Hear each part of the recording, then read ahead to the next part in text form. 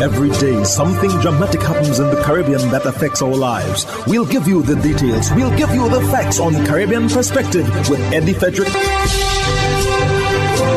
Here's Eddie Frederick.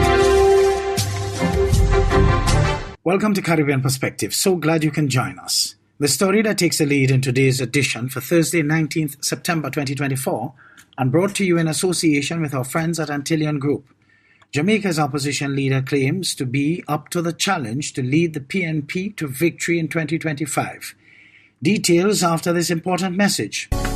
Believe in our strength, we'll stand by you.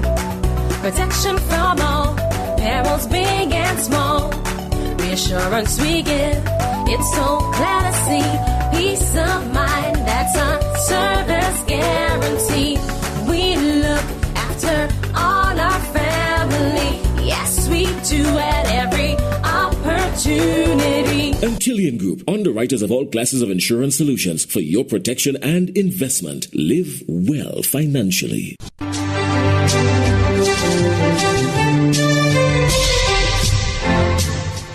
Welcome back. With 4 years as president of the People's National Party PNP under his belt, Mark Golding gave what could be a final conference speech before the next general election. In this latest update, CVM catches up with Golding to discuss the 86th PNP conference and his thoughts on the party's readiness for the upcoming elections. Can the PNP rise to the challenge? Find out more in this exclusive report from CVM's Jonathan Atkins. A sea of orange and scenes of political theatre. The 86th annual PNP conference dominated the weekend cycle, with many pundits weighing in on the conference. But what did the party's president think of the conference?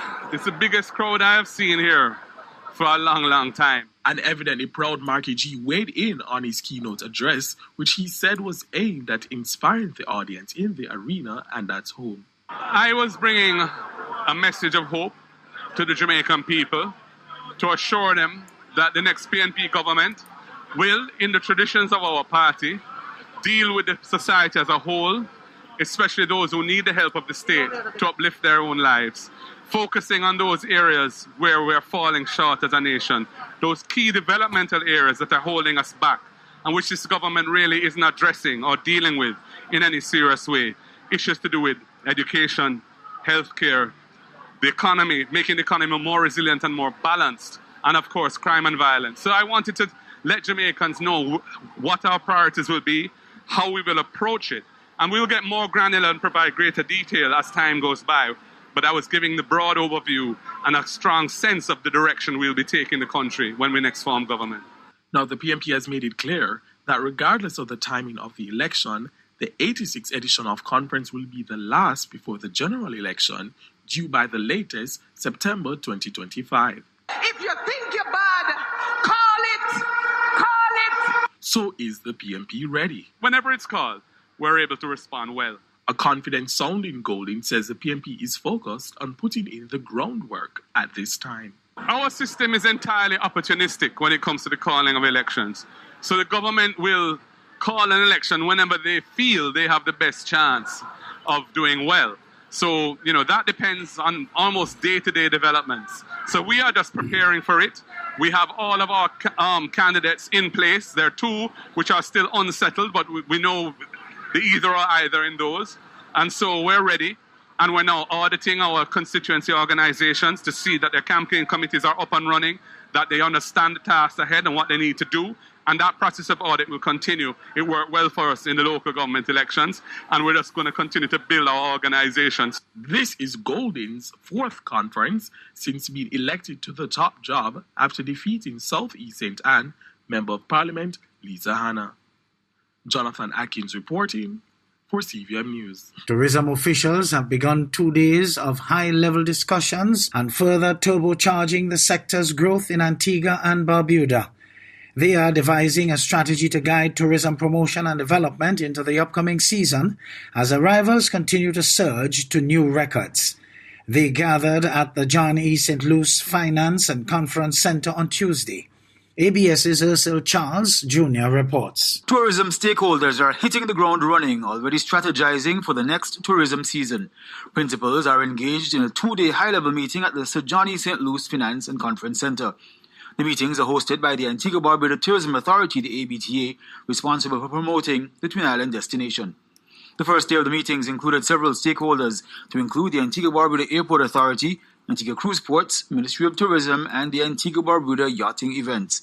CEO Colin C. James of the Antigua-Barbuda Tourism Authority outlines the rationale for the collaborative strategy sessions. It's to make sure that every brilliant idea from each of our tourism sectors comes together to form one cohesive plan that the ABAT will craft and implement, that not only meets the strategic direction and needs of the country, but also supports your individual sectors. Tourism Minister, the Honourable Charles Fernandez, says planning should consider shifting consumer demand. Since COVID, we've seen shifts in the way persons choose a vacation or reason for travel.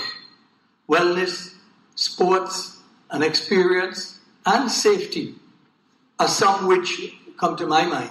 Marketing, digital, AI, social media. How do we allocate our budget? Are we keeping track of the numbers? We need to be able to adjust our allocation of our marketing funds. The meetings come on the heels of one of the strongest performances in tourism arrival figures and spend. And the numbers don't lie. We have been recording record visitor arrivals. August was the best August for arrivals into Antigua and Barbuda since inception, with over 24,000 people visiting the new We have global PR coverage, and I'm Minister can attest to that. The APS revenue is so high, it feels like the tides are bringing in the dollar bills. On Ireland, for the discussions, the various directors of tourism in major source markets, they include Director of Tourism in the UK, Cherie Osborne, Director in the USA, Dean Fenton, Director for Latin America and the Caribbean, Charmaine Spencer, and Director of Tourism in Canada, Tamika Wharton. For ABS News, I'm Ursel Charles Jr.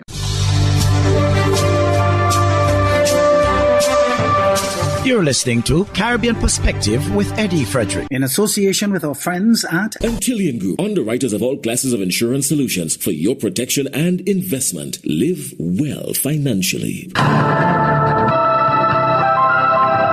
hurricane season is now upon us, so we as Caribbean people need to remember to think safety and be prepared. Avoid venturing outside during a storm or hurricane, especially if there are strong winds. Rooftops and other debris are often blown about and can cause great damage.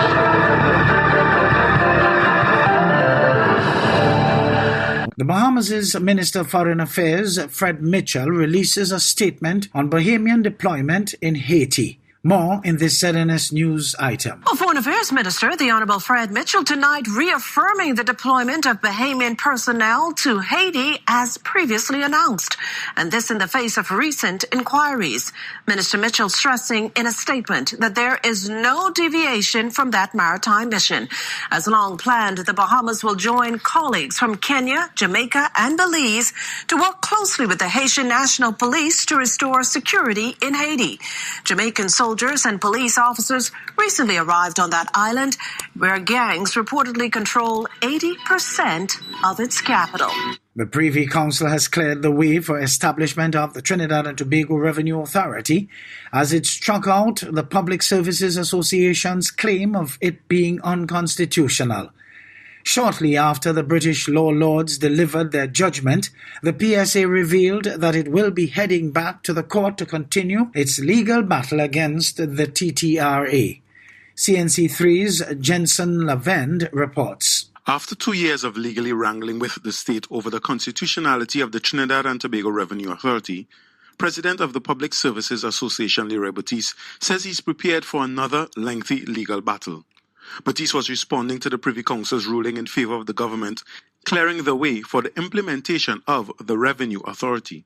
The effect of the British law lord's decision means public servants assigned to the Board of Inland Revenue and Custom and Excise Division should now confirm whether they will be part of the TTRA, accept VSEP, or be transferred to another public agency. Batiste said there is a lack of crucial information that his members need in order to make a life-altering decision, and they plan to get them in the courts if they have to. If they fail to beat and treat, we will embark upon, if necessary, further legal action to protect the interests and welfare of our members. Batista said the PSA requested information from the Chief Personnel Officer pertaining to the visa package and whether there is enough space within the public sector for those who want to be transferred. What is in that act, based on how they want to implement that act, it is, again, atrocious, it is egregious, and it will be resisted by the Public Service Association. The workers will not be forced to make decisions without adequate information. Monday's ruling comes after the PSA and its CPO met in August to discuss the operationalization of the TTRA. In December 2021, the Revenue Authority Act was passed in Parliament. By April 2022, it was proclaimed by President Christine Kangaloo.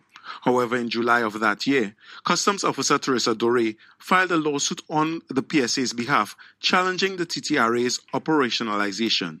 However, the case was dismissed last November, while her appeal was dismissed in May of this year. In July, workers were given a deadline to indicate if they want to join the TTRA. In an immediate response to Monday's ruling, Finance Minister Colm Imbert took to social media to boast of the modernization of revenue collection by the state. And while Imbert is trumpeting the state's ability to now collect taxes, those waiting at the Tunapuna Administration Complex called for an electronic system to make payments. But pensioner Frederick Gray believes an online payment option is only part of the problem. But the thing about it is, the administration of anything in the country takes a certain time frame. You cannot get everything as you anticipate it to be. So that I expect it, and I'm saying this, I anticipate that you're going to get an extension. That is the only beneficial thing to do to make it, to balance it.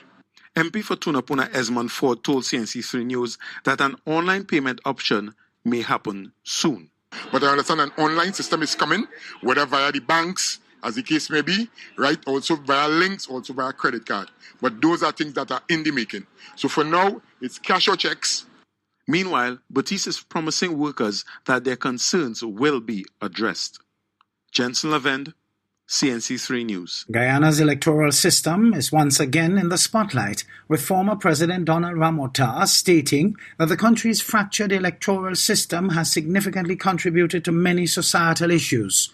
More in this HGP Nightly News item with Dacia Richards. Former President Donald Ramota on Saturday highlighted that a major problem in Guyana is its electoral system, which encourages political parties to exist under differences other than their similarities.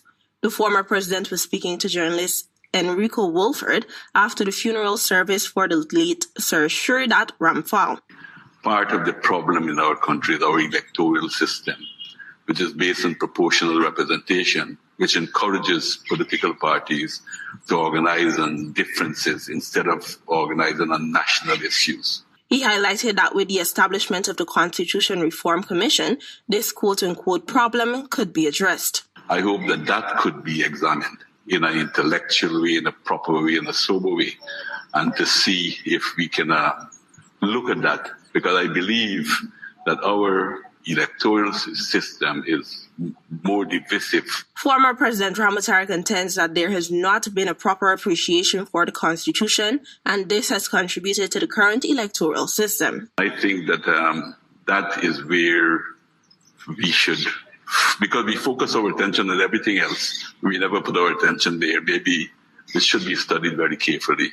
Ramota added that once a thorough review and overhaul of the electoral system is completed, political parties will be forced to compete on programs and ideas and not on race, ethnicity, or religion, which according to him is superficial differences. For AGP Nightly News, I am Dacia Richards.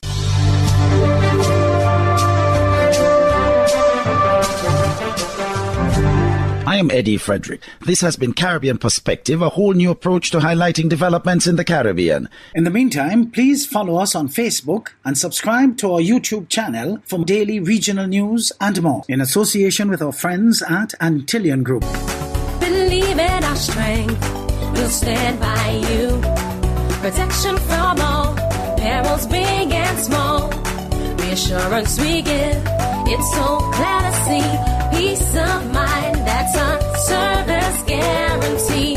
We look after all our family. Yes, we do at every opportunity. Antillean Group, underwriters of all classes of insurance solutions for your protection and investment. Live well financially.